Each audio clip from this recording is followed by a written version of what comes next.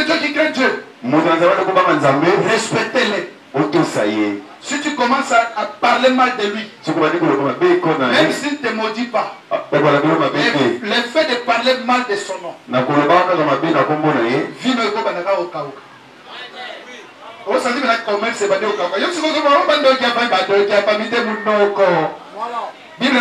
la langue est une petite partie du corps. Elle suit tout le corps.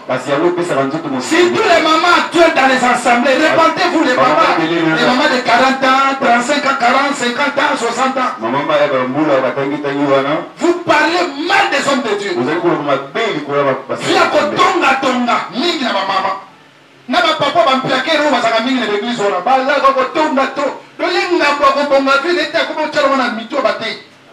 Maman, évangéliste, souci les alliés.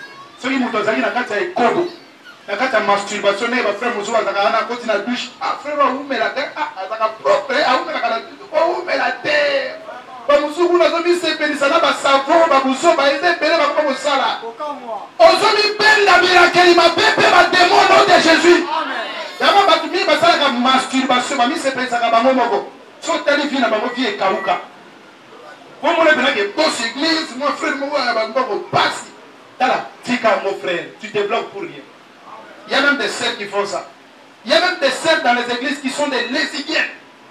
Ma copine, nous avons besoin de ma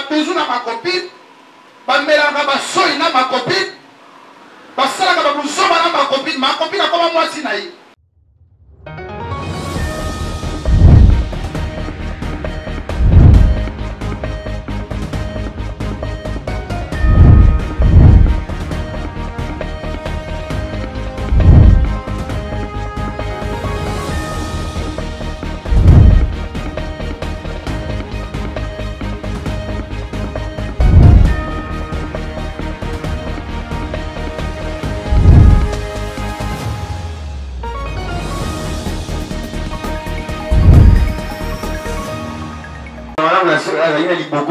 L'ange qui vole au milieu du ciel a un évangile, il prêche aux habitants de la terre. Dans toutes les tribus, dans toutes les nations, une voix forte. La voix forte veut dire l'enseignement de la grâce. Craignez Dieu et donnez-lui gloire. Adorez celui qui a créé le ciel, la terre et la mer. Donc l'évangile éternel, les mystères que nous écoutons, je ne suis pas contre la connaissance. Je suis né à l'assemblée de ça. J'ai la connaissance là. J'ai écouté beaucoup de prophètes, beaucoup de docteurs, beaucoup de pasteurs. La connaissance là a été avoquée Ezali. Ezali, mais je vous dis, une connaissance qui ne t'amène pas à la crainte de Dieu doit être vérifiée. Amen. C'est ça. Quelqu'un qui ne craint pas Dieu, il n'a pas la connaissance. Même si tu lui dis, tu vois 70 semaines de Daniel, tu vois les crocodiles, la trappe de l'aigle dans le ciel, les passages du serpent sur les rocs. Tu commences à me détailler, mais à la fin, nous devons vérifier la sainteté. Montre-nous le Père, cela nous suffit. Oh, le Père, c'est Dieu. Le Père, il est saint. Les anges ont dit saint, saint, saint. Donc montre-nous le Père, veut dire montre-nous le saint. C'est-à-dire si le Père est en toi, nous devons voir la sainteté. Et ça, la bien souvent la connaissance pour voir la Voilà, c'est ça. Amen. Est-ce que vous comprenez? Oui. Aujourd'hui, dans les assemblées de ça, on ne voit pas la manifestation de l'esprit. C'est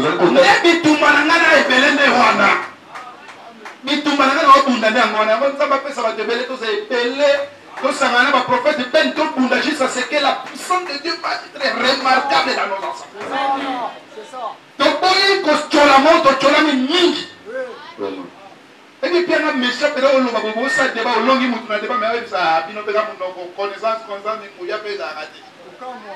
qui a tianga méchant ba biloko nende tinanga na banga su nzambe makasi ya bena na luka pene longi nzambe ko sona bio luka nzambe ko luka bino bata ba komisa ote ba ke longi nzambe te longi nzambe la qualité ya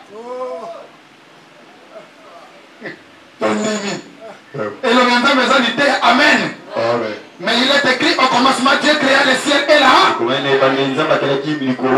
Nous savons que Elohim Nzambe se révèle par l'enseignement. Là c'est le ciel. Mais si nous descendons sur la terre, la force de Dieu se révèle ici par la prière. Moïse était monté sur la montagne. Il pria pendant 40 jours. Amen. Quand il est descendu, son visage était changé. Voilà ma prière que ce soir, que ton visage change au nom de Jésus. Que la puissance de Dieu te touche au nom de Jésus. Avant que je finisse la prédication, que la maladie te quitte déjà.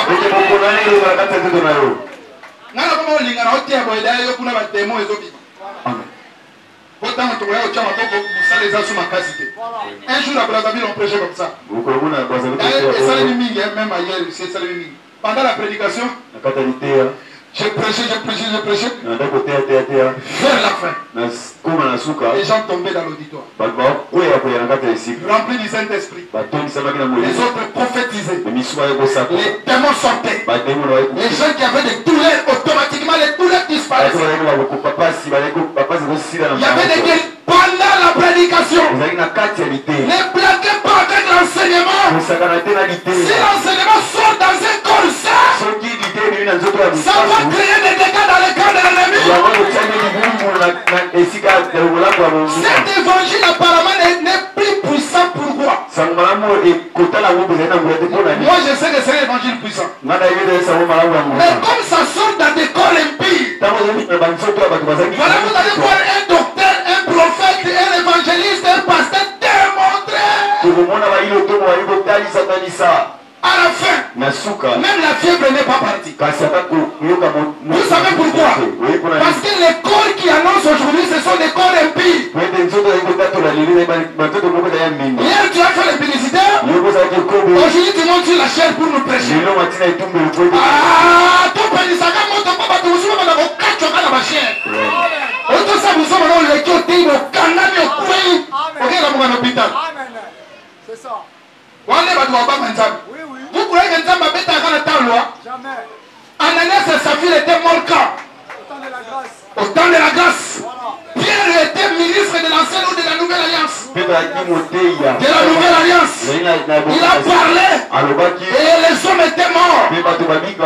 Moi je crois qu'un homme de Dieu, sa parole est comme la parole de Samuel. La Bible dit Dieu était avec Samuel. Aucune parole de sa bouche n'est tombée sur le terre. Un homme de Dieu qui craint Dieu, respectez-les.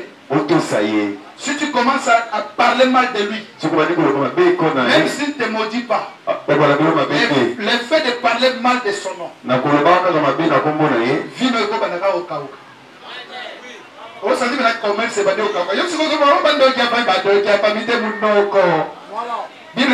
la langue est une petite partie du corps. Elle suit tout le corps. Si tous les mamans actuelles dans les assemblées, répandez-vous les mamans de 40 ans, 35 ans, 40, 50 ans, 60 ans. Vous parlez mal des hommes de Dieu. Via kotonga tonga, mingi na maman. Na ba papa ba mpiake ro bazaka mingi na l'église ona. Ba la ko tonga to. Do yenga ba ko bonga vi neta ko mo tsala wana mito batei. Église ezotambola bien te. Église yoso bapeso kabogo kam. Donc bango bamona ta église etambola bien te. Bamona ta église etambola bien.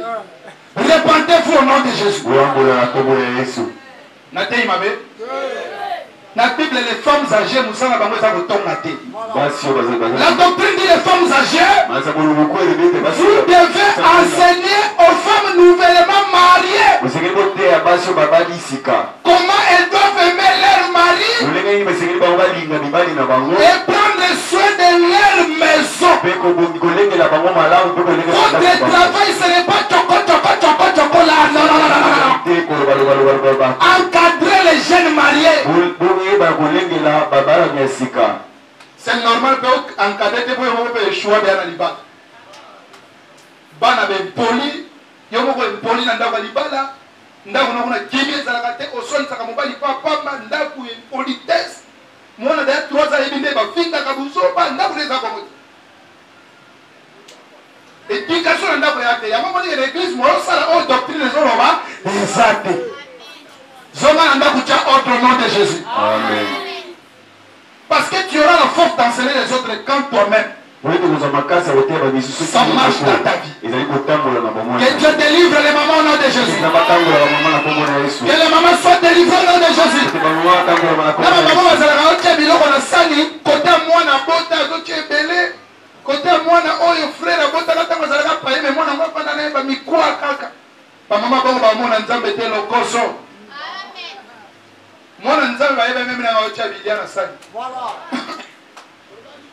Omona na sani boyo ya semeki leki ya mobali eza wana oya mwana ne abota sikolo misuni bakoma sandeni azu misuni achaka na bota mwana ne abota obia baleki ne ko baleki na baleki abasi mi baza bandokite bandoyeza mika baleka mobali voilà mama ko kilo pe kota mwasi baza kapela bandokite mingi zaka mwasi mama ya mobali nde mingi baza bandokite wana yeba na mwana kichase za bongo siko omona mama ne swana naku na mama bokilo misuni mingi ezokeka kota mama na koto mwa mikoka cet esprit no wana tango tiaka biloko na sale ekimaka parce que le Saint Esprit là devant une assiette il doit travailler avec amour.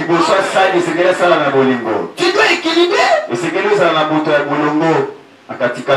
Yama kosala ka bana batu ko bana mama ko santé pe malonga ezalate ba oli a bien ndengo neza bango wana ko tila ko misuna minene me ba okondaka maladie tout le temps o comprendre te nzamba o te ya yo motemele ki mabe neza ba biso tout o tailler to kufa ba tomso to ko tikango ba loso to ko tika ba fufu ko tika yo ti lelo sutula ka fufu ko nyokola ka batanda ko na yo wa ba mene za te ko ko eleka yo kangola mon nom de Jésus et fatane angoyo basingezo koya singa ki motema mabezo koya yama ke bana loko tangisa bango pe lobi olingi bana ana musuba tanga te lobi boy basisi pe classe diplôme ya ngoyo me musala bazwaka te nzamba petio chikote beaucoup faliwa soni bongola motema au nom de Jésus. Évangéliste a terre à Boboli, Bissaka, Bobolo, hier à l'hôtel, Bondeng, Wandeng, la Bisoka. Moi, je n'ai pas de révélation, mais en habité, on a sorti que le docteur va continuer. Pour qu'il t'aille dans le domaine, à Bisoto, bête à film, pour que le démon est dimi, miracle sans limite. Car moi, l'objectif n'a pas de repentance, fait miracle, il a mis balé. C'est ça un évangéliste. Maman, évangéliste, souci les années. Ceux qui m'ont dit que c'est un code. La carte de masturbation, les frères Moussou, ils ont continué à douche. Ah, frère, où met la terre? Ah, ils ont propre. Ah, où met la terre? Où met la terre?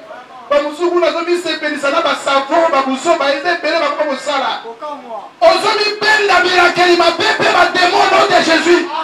Il y a pas de la masturbation, ma mise ces pénis, ça n'a pas de so tali vie na bango vie et kauka. Pour moi, le que boss église, mon frère, moi, bango passe. Tala, tika mon frère, tu te bloques pour rien. Il y a même des sœurs qui font ça. Il y a même des sœurs dans les églises qui sont des lesbiennes. Ma copine, nous avons dit que ça n'a pas besoin de ma copine. Ma copine. Ma copine a comme moi sinaï. Ce sont de telles choses qui appellent la colère de Dieu. Et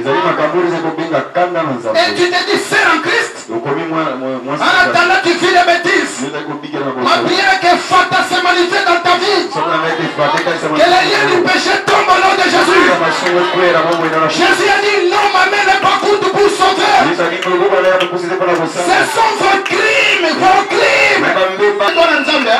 Il y a un sangoté. L'évangile éternel, Omoni, biso, bisonde, l'oleza, biso. C'est bien, mais ma vie note. Voilà. Joseph, Azaki vivant, va te connaître un message, va ici Jacob. Jacob, ton fils Joseph vit encore. La Bible dit, son cœur s'est réfracté. Mais quand C'est-à-dire, on lui a donné des messages, mais il restait incrédule. Mais quand il a vu les chars de l'Égypte, les chars de l'Égypte, il a vu les chars que Joseph avait envoyés. La Bible dit que son cœur fut réanimé. Il crie que Joseph est vivant. Dans votre famille, on dira que tu as Dieu. Toi aussi, c'est Dieu-là est capable d'enlever la maladie dans ton corps. Tu leur dis, j'ai un Dieu vivant, mais pendant que ton Dieu est incapable d'enlever le sida, incapable d'enlever la maladie, bah qu'on lui demande mais non t'es. La mort peut savoir une invitation, mais là, l'église a mis non t'es. Bah qu'on y a église, il y a aussi le monde de Yopé. Une bien qui est sili, malade et bimi. Ah, bah qu'on nous cantame, mais là, la sauce qu'on a vu là, propre le lait, là, Zamba mon appétit là, Zamba mon tabitou là, Zamba fumo là, Bituka fumo, Limana bâtir au sépoté, dans le nom de Jésus, Limana la coutume, ton bon enfant dans la vide, et votique à la témoignage. Le bon moment salité Vandaka, on va donner la type là, et votique à la témoignage. On va dire ça va quitter la Vanda Awa. Mais yes, on va Awa, comme ça va papa nous pas nous. Comme ça va pas les restes. Amen, amen, ça va pas ça tout fait. Dans la Bible, nous parlons de la salité au Vandaka. Nous avons été là-bas, on a un bateau au Vandaka, nous avons 5 carats, et ils ont dit dans la archive.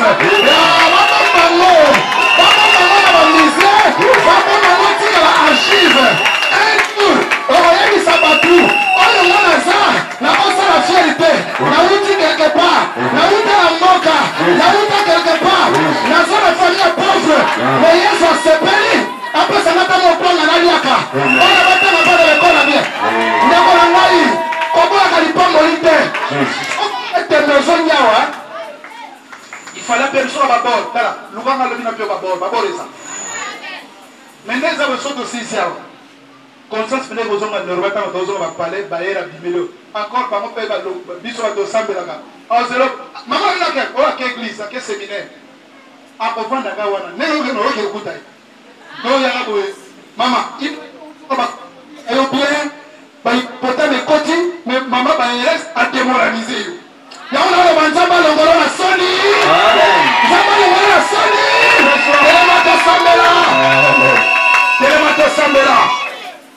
Telemato Sambela. Kangami sous, ça va concentrer. Ça va concentrer qui tombe en Zamba au Sala. La très concentré. Évangile les a paroté, ça peut mouiller. Évangile les a pour la religion. Bisous de vos intérêts, on va professer la religion. Tu vois, Jésus était né à Bethléem. Il a grandi en Galilée. Il était mort à Jérusalem. Tu vois, terre. Et à bon côté. Évangile des Ambouya. Romains chapitre 1, verset 16. Je n'ai point honte de l'évangile. C'est une puissance pour le salut de quiconque croit. Oh, Nzambe abasa tu makasi eleka.